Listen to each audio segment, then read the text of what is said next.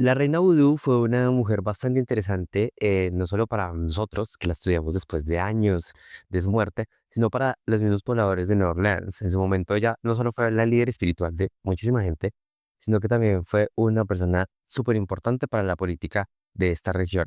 Hoy les voy a contar la historia de la vida de Marie Laveau, la reina Vudú de Nueva Orleans.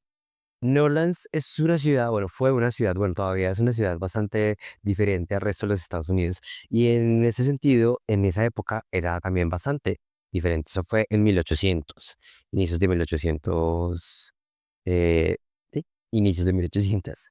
En esta época, Estados Unidos pues estaba bastante segregada por los blancos y los esclavos y los negros. En Nueva Orleans pasaba algo bastante curioso y es que había un sistema de castas dividido en tres: los blancos, los negros, las personas de color que estaban liberadas, que eran libres, que tenían, digamos, unos derechos casi iguales en el sentido de que podían tener negocios, podían acceder a una educación, podían, bueno, darte muchas libertades que los esclavos no tenían. Y también habían esclavos, no solo eran negros, hay que aclarar. No todos los esclavos que habían en Nueva Orleans eran negros. Y no todas las personas que trabajaban en la servidumbre o en puestos de servicio eran esclavos. Esto también es importante. En Nueva Orleans había una mezcla como de tres etnias, digamos, ¿cierto? Nueva Orleans primero fue español, no, primero fue francés, luego fue español, luego fue francés otra vez, y luego terminó siendo de Norteamérica, de Estados Unidos. Bueno, esto hizo que Nueva Orleans se mezclara mucho en cuanto a culturas y en cuanto a tradiciones. Primero era súper católica, pero también guardaba toda esa tradición de religiones africanas. El vudú era lo que más se practicaba en esa época. Sin embargo, no era un vudú directamente haitiano, sino que era, digamos, un vudú un poco más, una mezcla entre el vudú tal vez que se practicaban en Haití y que se practicaban en África y el que se empezó a practicar en Nueva Orleans. Es importante para que entendamos cuál es el contexto, ¿cierto? De para dónde vamos. Nació una niña en 1801 y sus papás le llaman Marie Laveau. Es incierto quién era su padre, no se sabe muy bien de dónde salió el apellido Laveau, dicen que era un blanco con ascendencia francesa, pero es cierto quién era su madre. Era una mujer liberada, una mujer de piel oscura que había sido liberada y que vivía pues en Nueva Orleans. Su abuela había sido traída directamente de África, así que había sido una esclava que posiblemente se hubiese liberado a sí misma. Su mamá se llamaba Marguerite Henry y pues tenía bastante viva ella, recordaba bastante la tradición de sus abuelas y se la pasó a Marie.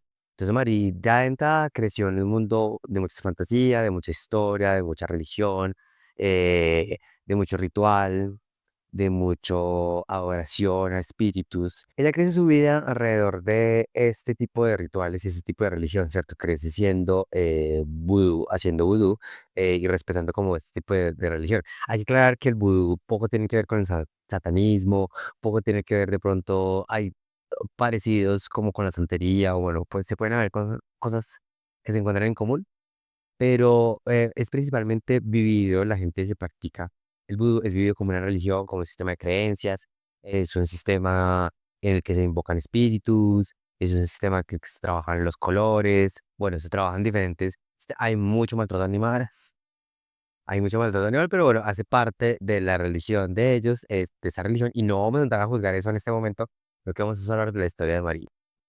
Bueno, ella crece, como ya les conté, con toda esta influencia. Y aparte de eso, pues para ganarse la vida, empieza a trabajar como peluquera estilista. Entonces empieza a peinar y a estilizar el cabello de no solo mujeres esclavas o mujeres de piel oscura liberadas, sino que también blancas, mujeres aristócratas. Mejor dicho, ya tienen una clientela bastante amplia. Marín ojo, atiende el que sea, a que tenga la plata para pagar. Entonces, eso permite que ella acumule mucho, no solo influencias, sino muchos contactos. Y empieza a escuchar chismes, los rumores de infidelidades, ¿cierto? Entonces empieza a dar cabos.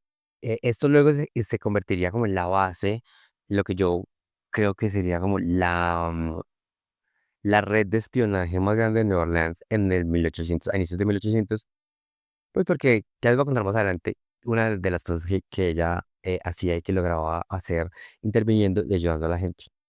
Omari se casa dos veces. La primera vez, esto fue en 1819.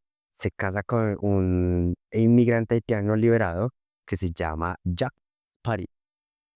El matrimonio solo le duró unos meses porque Jacques Paris muere en condiciones sí, bastante extrañas.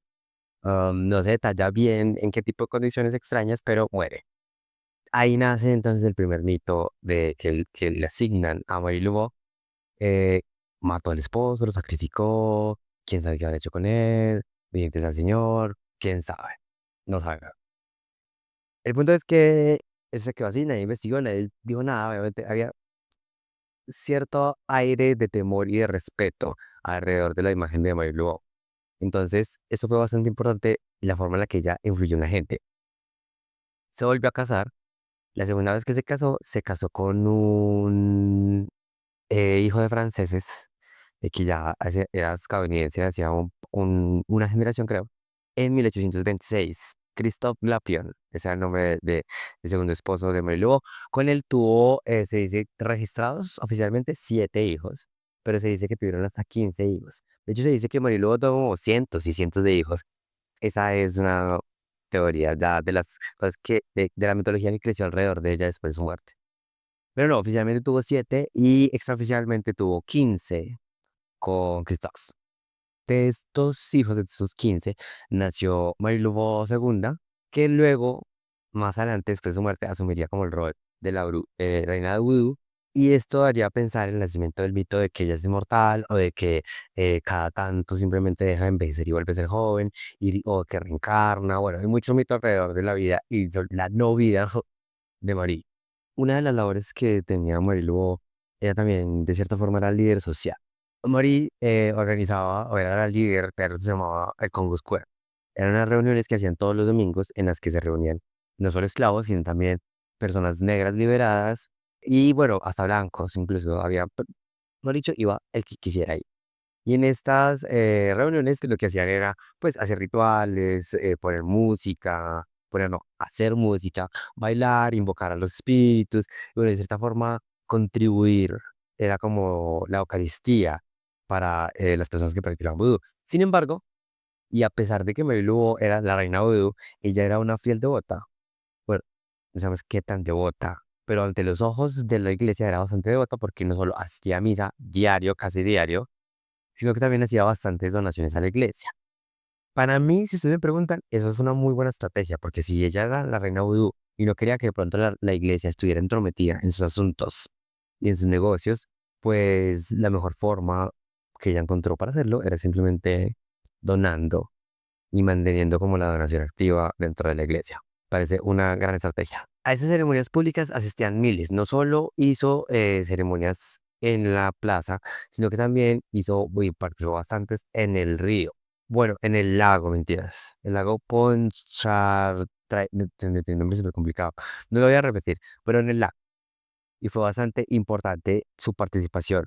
Ya les voy a contar un par de historias que quedan registradas de, digamos, de los poderes de Marilugo o de la influencia que tenía Marilugo, principalmente creo que era eso. A través de toda la influencia que tenía Marilugo, a través de todos los mensajeros, las personas que conocía, las personas que ayudaba, alcanzó a ganarse un nombre de respeto dentro de Nueva Orleans. Y eso fue bastante importante porque cogió muchísimo poder dentro de la gente, ¿cierto? Tampoco nunca negó cuáles eran las raíces de su poder, nunca negó estas historias que exageraban, por ejemplo, la muerte de su esposo, nunca peleó con la idea de que realmente era bastante poderosa el vudú. ¿Por qué se convirtió en la reina vudú? Porque se volvió una líder espiritual, una líder, una persona que movía masas, que era consultada en muchos momentos y que ofrecía sus servicios. Dentro de sus servicios, ¿cuáles estaban? Lectura de cartas, ella hacía amuletos y se los daba pues a la gente pues, para que les ayudaran en sus negocios, en su día a día, en la prosperidad, en fin. También hacía pociones de amor, hacía pociones venenos, también vendía, ¿no? Hacía trabajos de protección, hacía curaciones con hierbas, bueno, etcétera. Mejor dicho, tenía un gran menú de opciones bastante amplio y aparte de eso también arreglaba el cabello todavía. Entonces, bueno, tenía una gran clientela que la perseguía por todo Nueva Orleans y la respetaban bastante. Hay unos cuantos casos documentados, es bastante interesante porque hay evidencia de que esto sí pasó, que por lo menos sí, ella sí intervino en lo que les voy a contar a continuación. Hay muchos, pero no les voy a contar todos, les voy a contar, son los que para mí son más interesantes. El primero es el caso de la condesa. Resulta que en 1834 una condesa fue condenada, bueno, había un juicio, no, todavía no la habían condenado, ¿cierto? Fue acusada de envenenar a su suegro. Eso se volvió un veo porque, claro, o sea, ella es la condesa, es decir, que su esposo era el conde, es decir, que su suegro posiblemente pudo haber sido el conde. Todo era una buena bastante mediática en su momento ahí en Nueva Orleans. La condesa Micaela Almonester fue llevada a juicio, ¿cierto? Esto fue el 24 de enero de 1834. Fue llevado a juicio y ese mismo día se presenta Marie Laveau como una testigo espiritual. ¿Cierto? Se presenta en la casa de los hechos, esa en la casa donde supuestamente la condesa envenenó a su suegro. Se presenta en la casa de los hechos como testigo espiritual, afirmando que ella simplemente va a hacer la reconstrucción de los hechos, pues con sus poderes psíquicos. Entonces, ¿qué hace? Primero recoge tierra del lugar, o sea, de los alrededores de la casa. Luego, después de esto, le pidió a la condesa que le diera cabellos. Entonces la condesa le dio un pedazo de su cabello. Y ya con esto, confeccionó una muñeca. No con los cabellos, sino con los cabellos los metió dentro de la muñeca de trapo, claramente. Y listo. De esta parte también del hechizo. Después de esto, que no es claro para qué hizo lo de los muñecos, pero es claro que hizo el muñeco. Después de esto, los 12 jurados, ella se supo quién eran los 12 jurados, y cada uno de los jurados recibió unos paquetes misteriosos. No es claro qué tipo de paquetes misteriosos recibieron, qué cosas recibieron, pero bueno, lo importante fue que quedaron bastante intimidados. El día del juicio, Marilu, no sé cómo pudo haber hecho para hacerlo, pero bueno, era una mujer con bastante influencia.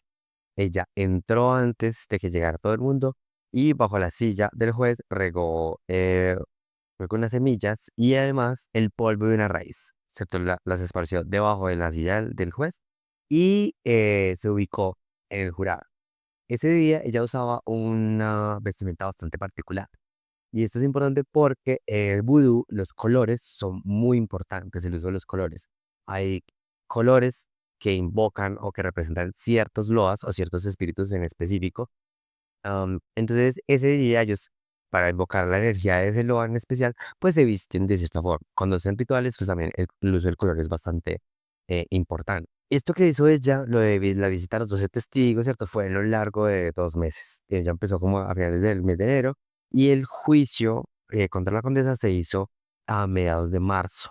El juicio está documentado pues, por los periodistas de ese momento y también pues está guardado el caso dentro del sistema judicial y los archivos judiciales de New Orleans. Resulta que ella apareció ese día, el 15 de marzo de 1835.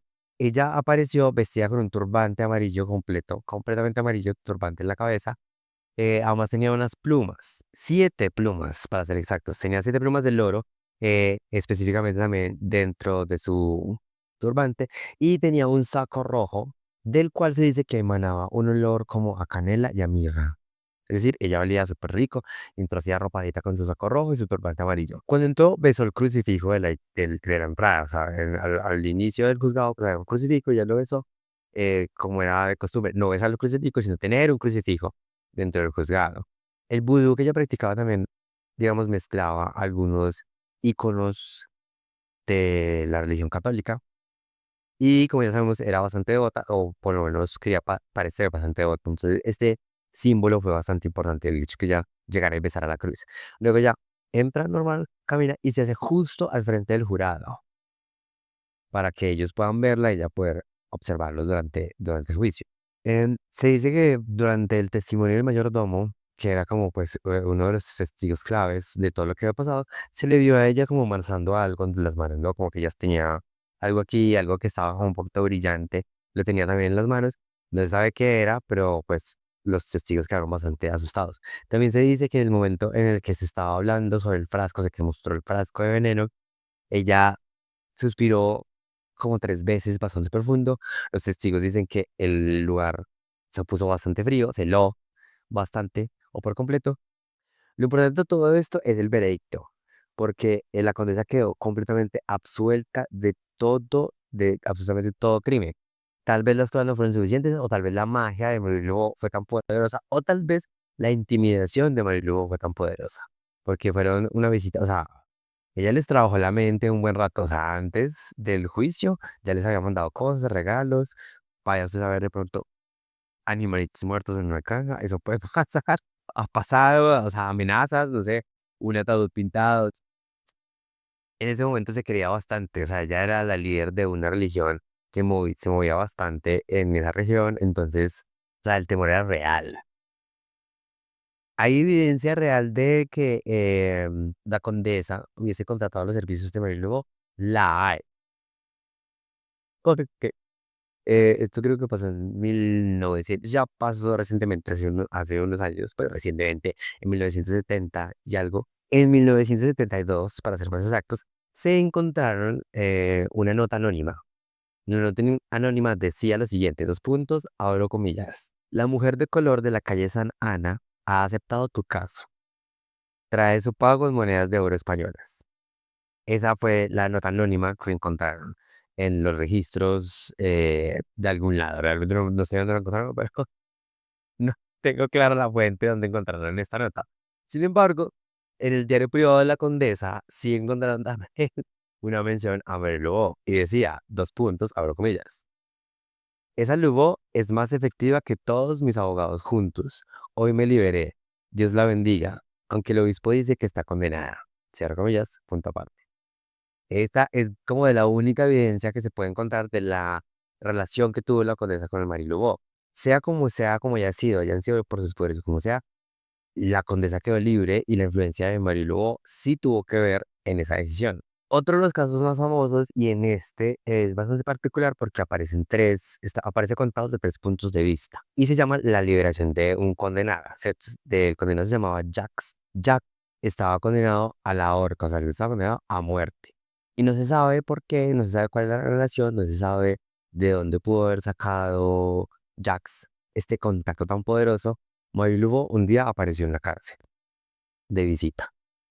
Y como ella puede hacer lo que le dé la gana en Nueva Orleans, pues entró normal a la cárcel, entró a visitar a Jax. Y entonces llegó y le dijo, ay, Jax, ¿cómo está? Y Jax, ay, ven tú, bien, no, déjame hacer algo aquí en tu cuarto. Y tin. Entonces Jax le dijo, sí, claro. Se empezó a hacer un ritual en la habitación de Jax, de la cárcel. Esto pasó en 1852. Se dice, la primera versión la dio la prensa. La prensa dice que ya cuando llegó a la cárcel, ya de una entró con una botella con orines, o sea, que ya entró al patio de la cárcel, no que entró a la cárcel, sino que ya entró al patio de la cárcel con una botella llena de orín de Jax. Jax orinó en una botella, se la entregó a ella de alguna forma, y ella, en vez de salir de la cárcel, supongo, no que llegó al patio central de la cárcel. Allá hizo su ritual, ¿cierto? Sea que haya sido, porque tampoco lo escriben. Sin embargo, el día de la ejecución, el guardia, ¿cierto? El verdugo encontró la horca bastante dañada y podrida. Entonces, bueno, dijo, no, pues esta no sirve. Sacó otra, la cual se rompió unas 7 veces. Entonces esto hizo que la ejecución de Jack se postergara un tiempo. Y eso llevó a su eventual reducción de condena. Esa es la primera versión, la versión de la prensa. Hay otra versión que está sacada del diario del capellán de la prisión. Esta versión dice algo parecido, pero sí altera bastante los hechos. Él habla de otra fecha, él dice que esto fue en 1840, que Emery Lugo llegó a la cárcel, llegó con unas velas distintivas, llegó con incienso. Te dice que ella entró a la celda del prisionero junto con el prisionero y ahí pasaron 3 horas en una especie de ritual. Después de cuando el ritual terminó, ella dejó un pequeño paquete que olía como a azufre y rosas. Era una mezcla como entre estos dos, azufre y rosas. Y el prisionero Jax estaba bastante alterado porque llegaba el día de su muerte, pero después de la visita de Mary Lou quedó bastante tranquilo, bastante calmado. Eso fue algo que le llamó la atención al capellán. La mañana del 24 de junio, pues Jax volvió a ser llevado otra vez, bueno, volvió no, fue llevado por primera vez, volvió porque ya conté la historia, es la segunda vez que la cuento, desde otro punto de vista, pues fue llevado a la horca, aquí la horca no falló 7, sino 3 veces, se rompió por alguna razón, ya la gente estaba especulando, eso es brujería, es vudú, es Marí, es la reina vudú, ya la gente estaba especulando. En ese punto dijo el sheriff, no, pues nos quedamos sin horca, nos quedamos sin cuerda, ¿qué vamos a hacer? Manden una desde Kentucky. Bueno, listo, pero llega mañana. Listo, perfecto, no hay problema. Mandaron a traer la cuerda de Kentucky y en lugar, al otro día, el 25 de junio, en lugar de llegar la cuerda, llegó un comunicado, una orden directa del gobernador. Decía y ordenaba que a Jax ya simplemente no se le condenara a muerte, sino que se le condenara a una cadena perpetua. ¿De dónde salió la decisión? Como por qué el gobernador intervino ante Jax y ante todo lo que estaba pasando, nadie sabe. Eso es algún misterio grande que se le atribuye pues a la magia de Mariló, porque realmente a mí también me parece un poquito pues inexplicable. Y leyendo un poco la historia y no sé ustedes qué piensan, porque esa segunda versión pues cuenta eso, ¿cierto? Falta una versión. Pero me parece que es bastante, obviamente no es coincidencia, que algún tipo de influencia tuvo que haber pasado, ya sea directamente por la influencia mágica que pudo haber ejercido Mary o simplemente la influencia que tenía ella como persona. La última versión es una voz a voz, es una historia contada a voz a voz que se popularizó en 1920. La historia dice que Jax fue condenado y que Mary lo visitó, pero la visita fue un poco corta y en ese momento ella salió. Pasó 3 noches en el cementerio de San Luis bailando y cantando y adorando la tumba de cerdos español. La primera noche pasó la noche ahí, amaneció ahí en la tumba. La segunda noche hizo algo distinto. Dicen que ató unos nudos, o sea, estuvo haciendo nudos, amarrando nudos y cordones esa noche, durante toda la segunda noche, mientras invocaba a unos jueces celestiales y metafísicos. En la noche 3 ya en la tercera noche, ya había hecho un muñeco que bautizó en el río, en el lago, y le puso el nombre del juez. Después de esto, el día del juicio, ella se apareció con el pelo suelto y descalza, gritando como una loca en el juzgado, y dijo, los muertos dicen que vive.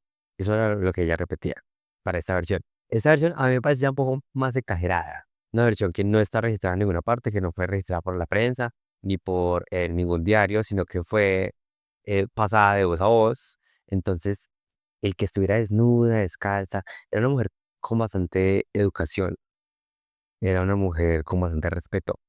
No sé hasta qué punto hubiese podido llegar a hacerlo. O sea, para mí me parece que es la parte como más irreal de esta historia, de estas 3 versiones, es la que menos me gusta también, pues. Se le atribuyen muchas otras cosas, haber maldecido a un policía que estaba persiguiendo y extorsionando a los practicantes de vudú en esa época, haber ayudado con la fiebre amarilla, ella haber hecho un ritual en el lago, haber salido con un montón de personas todos vestidos de blanco, con velas azules, haber, digamos, purgado la ciudad con una poción hecha de ajo y vinagre, creo, que ahora sabemos que tiene pues propiedades antisépticas y pues hay muchas teorías alrededor de por qué en esa época en la fiebre amarilla simplemente los practicantes de vudú no fueron contagiados, digamos, porque pues se practicará más que todo en solitaria y cuando se reunían solo entre ellos.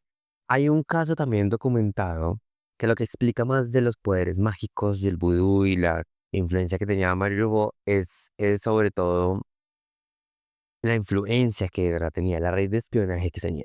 Resulta que una señora de esta Tarcunia llamada Madame Delphine Lalary tenía sospecha de que su marido le estaba poniendo los cachos, pero no sabía dónde, no sabía con quién. Entonces se contactó con Marie Laveau. Delphine Lalary le dijo, yo necesito saber qué hace mi esposo, dónde está, qué onda, ¿cierto? Que, o sea, yo sé que me está poniendo los cachos, pero no sé con quién, no sé dónde. Eso fue documentado porque Delphine asesinó al esposo, lo envenenó. Entonces, hubo documentación y hubo investigación sobre todo, buscando la raíz de cómo diablos supo esa señora que el esposo que el doctor Lalari le estaba poniendo los cachos y con quién y en dónde. Bueno, resulta que para eso ella, de Marie Laveau, lo que hizo fue empezar a poner espías en diferentes partes de la ciudad. Entonces, en la casa de él, donde vivía con su esposa, con Delfín Lalari, le montó una mucama que trabajaba para ella y era informante, entonces la metió allá a trabajar con ellos y empezó a que lo escuchara, que lo siguiera, que viera las cartas que escribía, que se fijara más bien en lo que él hacía. Para la investigación, la policía confiscó algunos cuadernos, algunas bitácoras importantes en este caso. En ese se escribía en una parte cuáles eran los informantes de Marilú, quiénes eran y dónde estaban trabajando. Una de ellas fue Clara. Clara se había vuelto camarera del Hotel San Luis, un hotel donde el doctor Lalari frecuentaba sus visitas con su mistress, con su amante. Había un cantinero y uno de los bares también bastante visitados por el doctor Lalari. Una de las lavanderas o sea, habían como 15 familias y ellos siempre iban con la misma lavandera. Esa lavandera, ella también la tenía súper comprada, entonces también la estuvo como investigando, recogiendo información y la puso pues a escuchar lo que pasaba con el doctor Lalari. Y un vendedor ambulante. Entonces ella tenía toda una red de informantes que eran los que le llevaban esa información, los que realmente hacían el trabajo sucio, y es que ella podía saber algunas cosas que no todo el mundo sabía y por eso le atribuían pues poderes mágicos y psíquicos de conocimiento en general, como diablos podía saber ella. Eso también hay muchas historias sobre Marie Laveau extorsionando policías, pero a través de información que ni siquiera los médicos mismos sabían. Entonces ya como que se adelantó varias veces a intuir la muerte de ciertas personas, a profetizar sobre la muerte de ciertas personas. Muchos dicen, investigadores y luego profesores y bueno, en fin. Pero dicen que era simplemente que ella era muy buena detectando los síntomas y leyendo a las personas. Entonces que sabía detectar síntomas de enfermedades que tal vez los médicos no. Y ese era el éxito también de ella, su poder de observación. Dentro de la investigación encontraron pues algunos objetos también en el allanamiento pues de la casa. Encontraron una botella que se llama botella escuchadora y tenía adentro un compuesto químico que se supone que lo que hacía es capturar todo lo que se hablaba, toda la conversación que se tenía en la habitación. La botellita lo que hacía era capturarlo y luego Marie destapaba la botella y podía escuchar la conversación como si hubiese pasado. También encontraron algunos espejos negros que se dice que eran utilizados para ver a la distancia, como una especie de portal hacia otro punto, o sea, otro momento de la ciudad, o bueno, en fin. Y también encontraron un diagrama, eso lo encontraron en la casa de Marie Laveau, que fue un diagrama con conexiones entre las familias más poderosas de todo Nueva Orleans. Es decir, como el entremallado, ella sabía perfectamente quién era quién y cómo podía, digamos, de cierta forma, extorsionar a quién a través de qué tipo de información. De esa forma es la que ella alcanzó a tener tanto poder. No solo, no extorsionando como tal, ella siendo la persona que extorsiona, la extorsionadora, no ayudando a ese tipo de personas que querían información de otros, ayudando, ¿no? Pues a través de un incentivo económico. También se dice que participó en maldiciones, participó en búsquedas de barcos y espíritus, bueno, una cantidad realmente de historias alrededor de Marilú que ha alimentado el culto por ella. Si algo sí era verdad, muchas cosas eran verdad, pero algo que sí era bastante importante era su función como líder espiritual. Realmente llegó un punto en el New Orleans en el que nadie podía practicar vudú si no tenía la bendición de ella, si no tenía su permiso.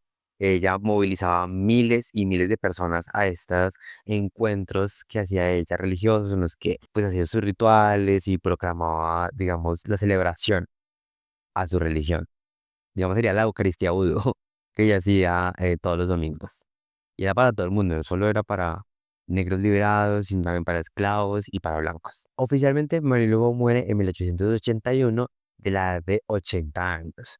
Aquí también hay varias versiones sobre la muerte de Mary Lugo. Se dice que murió de forma natural, normal, normalita, a sus 80 años y que fue enterrada en el cementerio San Luis número 1. La tumba de Mary Lugo es bastante visitada, pero bastante, o sea, exageradamente visitada. La gente que va no son las personas que practican el vudú, sino gente curiosos normales, dibujan cruces, es decir, vandalizan la tumba de Marilú. Toda la vida lo han hecho y toda la vida lo van a hacer. Hay gente que hace rituales en la tumba de Marilú. Entonces, en este momento, por ejemplo, la policía es bastante cuidadosa y le protege mucho, no solo porque es un atractivo turístico en este momento, sino porque pues puede tender a generar muchas emociones, y no todas estas son de forma pacífica. Se dice también que a pesar de que ella murió, la siguieron viendo. Muchas personas dicen que la siguieron viendo, que la siguieron, ella se siguió apareciendo en los lugares donde practicaba su magia, donde hacían sus rituales. Otras personas dicen que esta mujer que vieron no era ella, sino que era su hija, que adoptó el mismo nombre, la misma vestimenta, el mismo estilo. Mejor dicho, es como si simplemente hubiese pasado, hubiese reencarnado, o simplemente se hubiese rejuvenecido, hubiese vuelto a empezar. Por eso decía que ella tenía una vida eterna, que iba a reencarnar para toda la vida. La tumba de María Lugo para mí fue lo más interesante y fue lo que me llevó a investigar sobre ella. ¿Por qué? Yo soy escritor y en una de mis novelas, Tumba de Brujas, los personajes viajan hasta Nueva Orleans y visitan la tumba de Marie Laveau, tratando de conectarse y tratando de entender y hablar con el espíritu de Marie Laveau que les dijera realmente dónde estaba su tumba. Resulta que cuando ellos llegan a Nueva Orleans no encuentran al espíritu de Marie Laveau, sino que son recibidos por la actual reina vudú de Nueva Orleans y pasan muchas cosas. No les puedo contar qué más, porque quiero que se motiven a leer Tumba de Brujas. Si están interesados, yo creo que por aquí en la descripción está, por aquí abajo, en la descripción está el link a mis redes sociales o a los libros. Entonces ya saben, ahí pueden encontrar un poquito más sobre la sinopsis de Tumba de Brujas, de mi otro libro, Vórtices Viles, y pronto les estaré contando de qué va mi tercera novela. Retomando. Se crea mucha mitología alrededor de Mary Lou. Es un personaje bastante icónico de Nueva Orleans, es bastante icónico de los Estados Unidos y es bastante icónico de la religión vudú.